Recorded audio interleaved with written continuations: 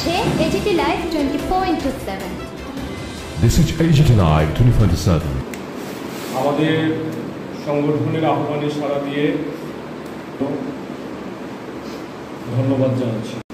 গতকাল টিএসইউর কেন্দ্রীয় কমিটি এবং আজকে এসএফআই এর রাজ্য কমিটির সভা অনুষ্ঠিত হয়। এই সভায় আমাদের সংগঠনের সর্বভারতীয় সাধারণ সম্পাদক ময়ূক বিশ্বাস উপস্থিত ছিলেন। আমাদের সর্বভারতীয় সাধারণ সম্পাদকের উপস্থিতিতে আমরা আমাদের রাজ্যের সার্বিক পরিস্থিতি নিয়ে আলোচনা করি।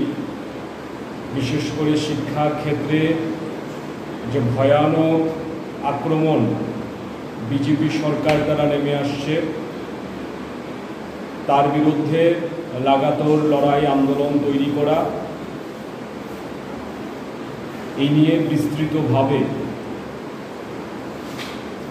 আমাদের সাংগঠনিক সভায় আলোচনা হয়েছে। আলোচনার পরিপ্রেক্ষিতে আমরা ঠিক করেছি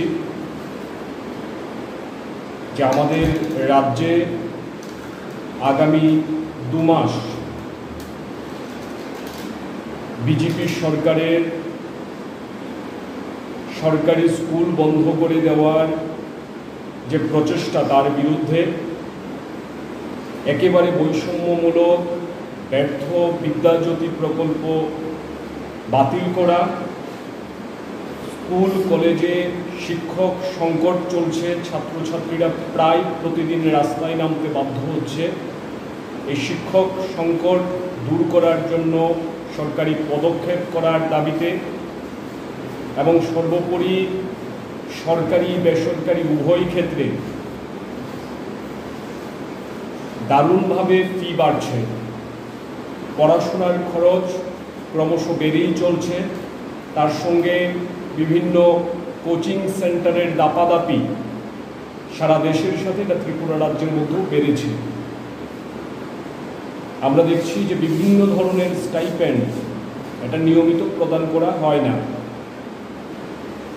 নিয়মিত স্টাইপেন্ড প্রদান করা, পড়াশোনার খরচ কমানো, মূলত এই দাবিগুলিকে একত্রিত করে আমরা প্রত্যেকটা মহকুমায় আন্দোলন তৈরি করব।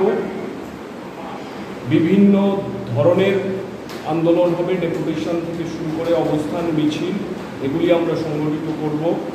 আমাদের রাজধানী আগরতলা শহরের মধ্যে আমরা লাগাতার এই ইস্যুগুলিতে আমাদের আন্দোলন চালিয়ে যাব এবং 5ই সেপ্টেম্বর আমরা প্রাথমিকভাবে আলোচনা করেছি শিক্ষক দিবসে আগরতলা শহরে আমরা শিক্ষা ভবন চলো অভিযান সংগঠিত করব এবং এর মধ্য দিয়ে আমরা জবাব চাইব এই রাজ্যের সরকারের কাছে।